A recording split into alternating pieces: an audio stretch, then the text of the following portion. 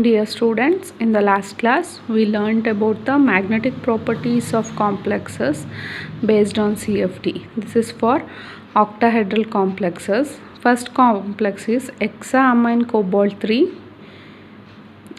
ion. Okay, here cobalt is the central metal ion. We have to know about the outermost electronic configuration of cobalt, that is 3d7 4s2. Then you have to calculate the oxidation number of cobalt. This is plus 3. Plus 3 means it lost the 3 electrons from its outermost shell. So the cobalt 3 plus the outermost electronic configuration for cobalt 3 plus ion is equal to 3d6 4s0. Okay, here ammonia is the strong ligand. If it is ligand is strong, then it is low spin complexes. For low spin complexes, the electron should be filled completely in T2G level and then electrons enters into the EG level. Okay, here also for T2G there are 3 suborbitals dxy, dyz, dxz. For EG, dx square minus y square, dz square. You are all know about that and familiar about that also. And here there are 6 electrons in the outermost shell and this is completely filled by T2G level. Here there is no unpaired electron, that is n is equal to 0 if n is the number of unpaired electron present and it is absence of unpaired electron, so it is a diamagnetic in nature. Here there is some formula is there to calculate the magnetic moment. Mu is equal to square root of n into n plus 2 Bm. Bm means Bohr magneton. For this complex is 0 magnetic moment. Okay. Next, second complex is hexafluorocobalt 3 ion. Here also the central metal ion is cobalt and cobalt 3 plus. Here F is the weak ligand and it is high spin complexes, but in the high spin complexes the electron should carry each orbital 1 electron should carries. After that the remaining electron should pairing up. It means according to Hund's rule of maximum multiplicity. Here 1 2 3 4 4 unpaired electrons are present, so n is equal to 4 and it is paramagnetic and mu is equal to 4.89 Bohr magneton. Next, third one is hexacyanoferrate 2 ion. Okay, and the outermost electronic configuration of iron is 3d6 4s2 and oxidation state is plus 2 and Cn is strong ligand, so it is low spin complexes and 0 magnetic moment. Here also iron is the central metal ion, but oxidation state is plus 3, but cyanide is the strong ligand and low spin complexes, but here number of unpaired electrons is 1, so then it has 1.98 Bohr magneton. Last one is nickel and it is diamagnetic. Sorry, here I am writing diamagnetic. Sorry. This is paramagnetic.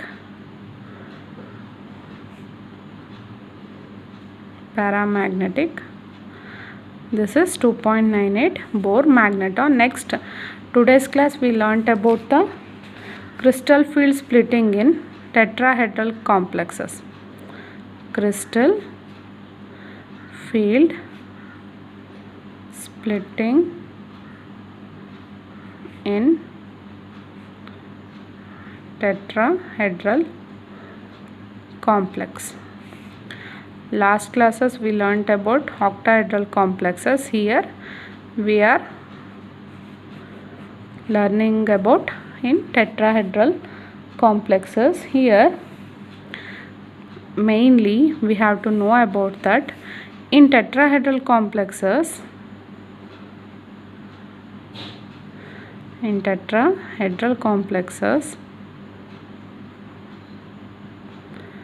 the splitting is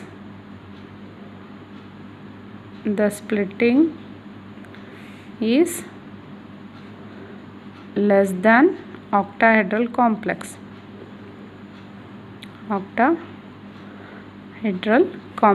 Here, compared to octahedral complex, tetrahedral complexes, the splitting of orbital should be less. Because why the splitting is less? It means because in tetrahedral complexes,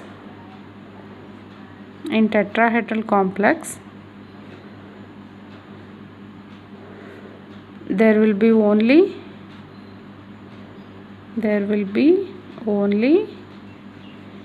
4 ligands are present. In tetrahedral complex, there will be only 4 ligands are present, but in octahedral there are 6 ligands are present.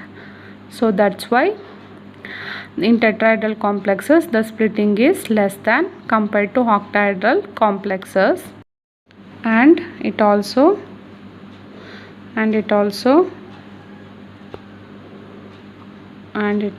also less repulsion in tetrahedral complex.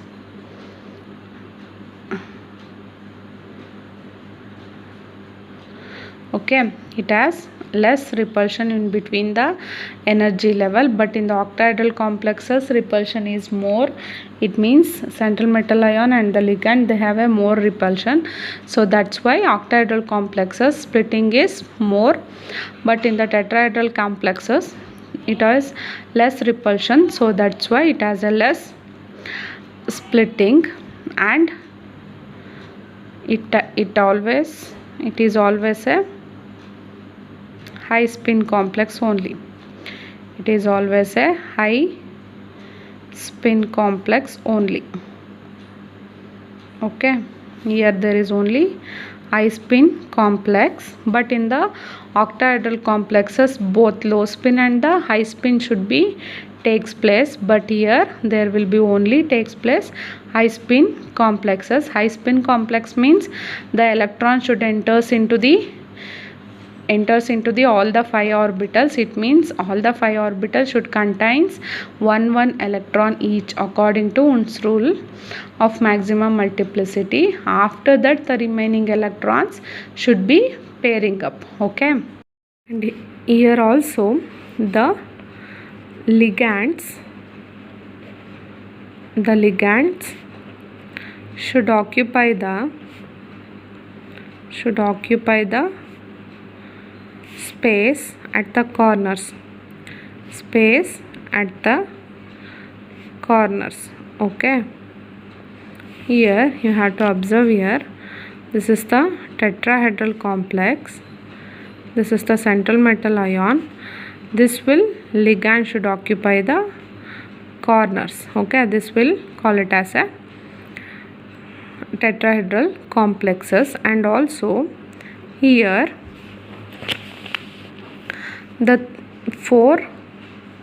these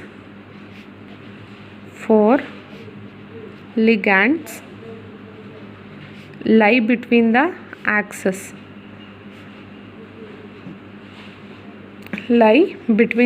It means axis madhya pass ಆಗಿರುತ್ತೆ. Here there will be y, x and z axis. This will be lie between the x and y axis. It means ಈ axis madhya bond ಆಗಿದ್ರೆ that is call it as a lie between the axes. And we know that for d orbitals there are 5 suborbitals, and in 5 suborbitals, and in that there will be splitting.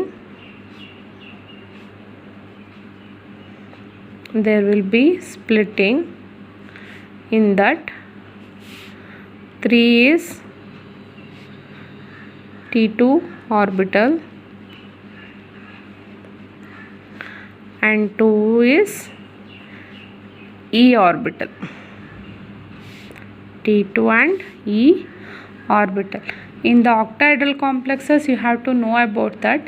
We are saying T2 is T2G and E is EG, but in the tetrahedral complexes, you have to call it as E and T2, same as T2 contains dxy, dyz, dzx orbital, E contains dx square minus y square and dz square orbitals, but saying is different, and also it is vice versa. It means in octahedral complexes, EG is in higher energy, T2G is in lower energy, but in the tetrahedral complexes, T2 is in higher energy and E is in lower energy. Do you get it? T2 is in higher energy, E is in lower energy. Okay.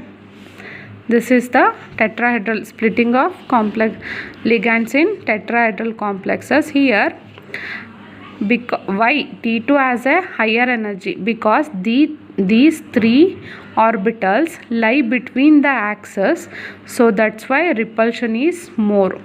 This T2, the orbitals present in the T2 energy level, that should be lie between the axes, so that's why repulsion is more, so then energy is increased. Repulsion is more, then energy is increased. But these E orbitals, two E orbitals, that should be have a repulsion is less, but these two orbitals lie along the axis, okay, not between the axis, along the axis, so that's why this should have a repulsion is less and a energy is less.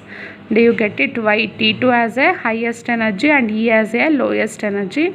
T2 has the highest energy because these three orbitals should lie between the axes, so that's why repulsion is more. Repulsion is more, then energy is increased. But in the E orbital, these two orbitals should along the axis, lie along the axis, so repulsion is less, then energy is less. Okay.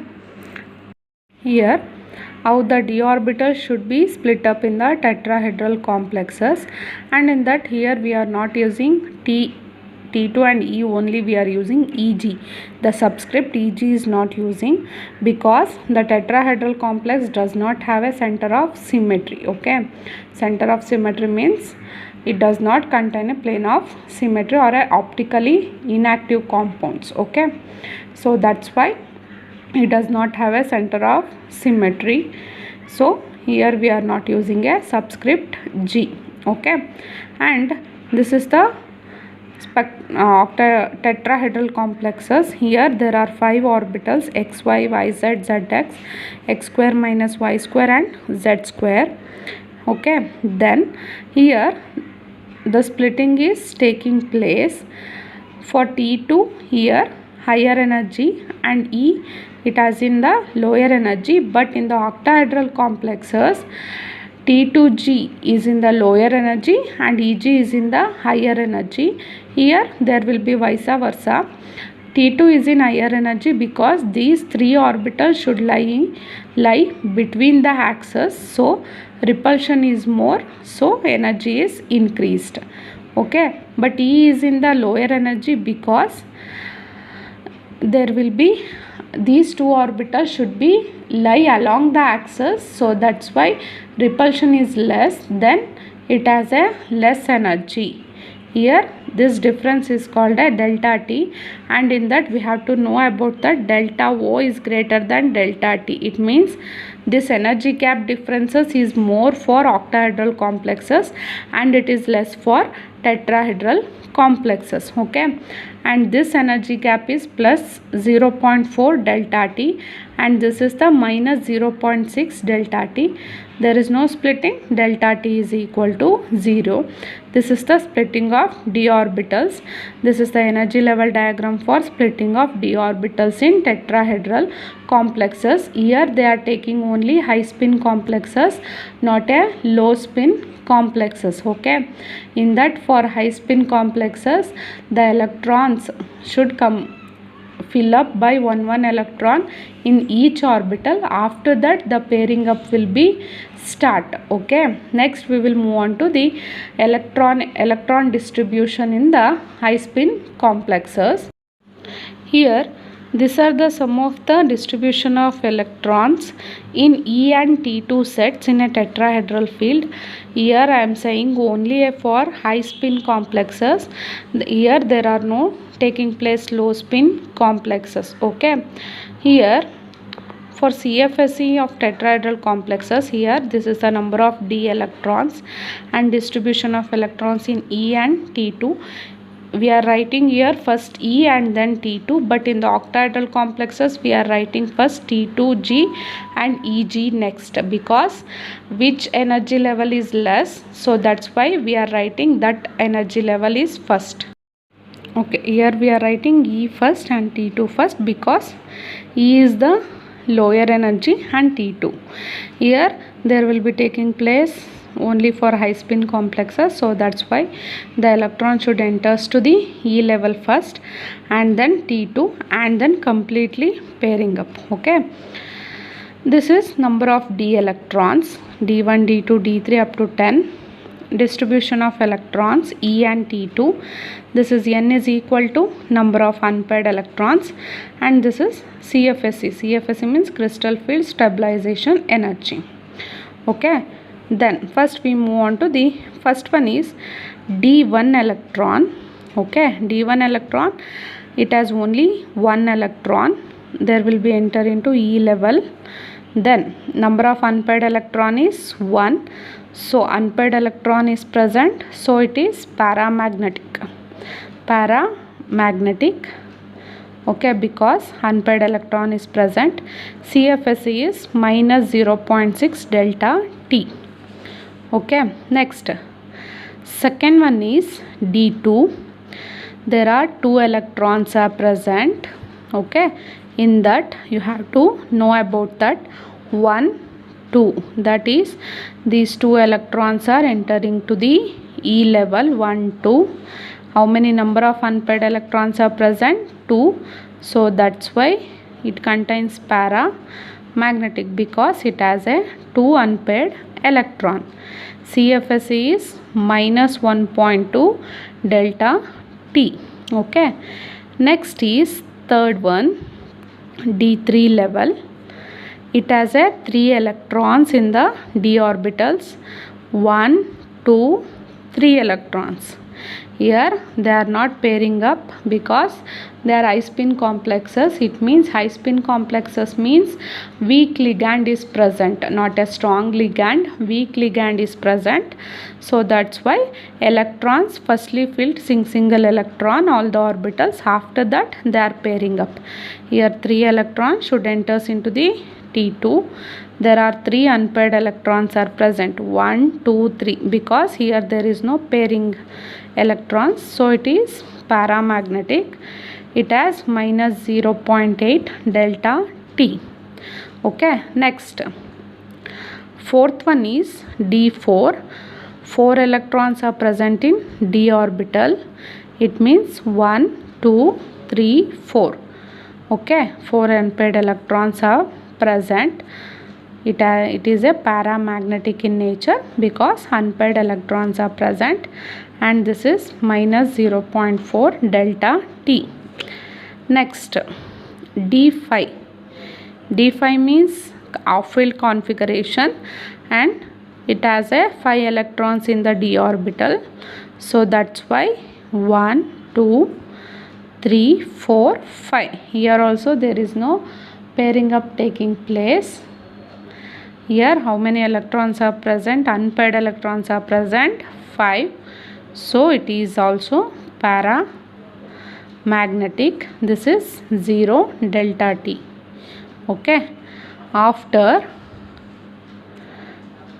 D6, 1, 2, 3, 4, 5. 5 electrons are single electrons are filled.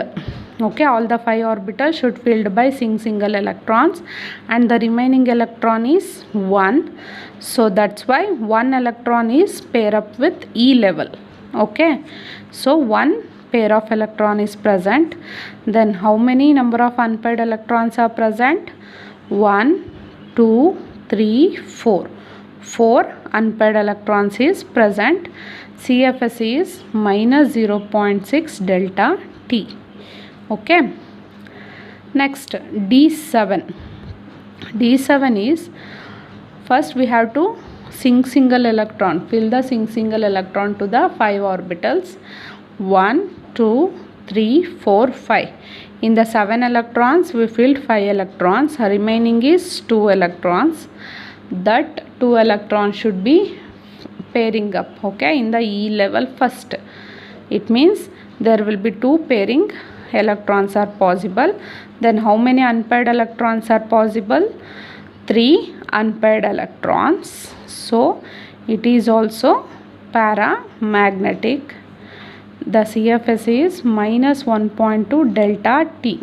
Okay, in octahedral complexes you have to observe, we are writing low spin complex also, but here we are not writing low spin complexes because it does not takes place. Okay, next here D8 complex, it means 8 electrons are present. We have to fill one electron each. 1, 2, 3, 4, 5. In the 8 electrons, each orbital should contains one electron, and the total electrons are 5. Remaining is 3. That 3 electrons are starting to pair up. 1, 2, 3. Okay, there are 3 pair of electrons are present, and then how many unpaired electrons are present? 1, 2. So that's why it is also paramagnetic. It is minus 0.8 delta T. And next is D9. D9 means there are 9 electrons present in the orbital. 1, 2, 3, 4, 5. Remaining 4 is starting to pair up. Okay, there will be 1 unpaired electron is present. So it is also paramagnetic. CFS is minus 0.4 delta T. Last is D10. All the orbitals should contains pairing up. So it is unpaired electron is 0. So delta T is 0. These are all about the CFS in tetrahedral complexes. It means distribution of d electrons in the E level and the T2 level. And next is their crystal field stabilization energy in tetrahedral complexes. In octahedral complexes also we are calculating CFSE for using one formula, and here also we are using one formula. CFSE is equal to 0 minus 0.6 delta T into NE plus 0.4 delta T into NT2. This is the formula, minus 0.6 delta T. It means energy level. Okay, we have to write into N. N is the number of unpaired electrons. Okay, or NE. Here they are giving NE. NE is equal to number of electrons in the E level. It means how many electrons should be present in the E level, and N T2 is equal to number of electron present in the T2 level. Okay, this is all about the tetrahedral complexes. And here there is no magnetic properties for some complexes. That should be only for octahedral complexes. Here you have to know about the crystal field stabilization energy equation and energy level diagram, and how the energy will be splitting up in T2 and E level, and why T2 goes on higher energy and E goes on lower energy, and their reasons. Okay, these are all about the crystal field splitting in tetrahedral complexes. In the next class, we will learn about the crystal field splitting in square planar complexes.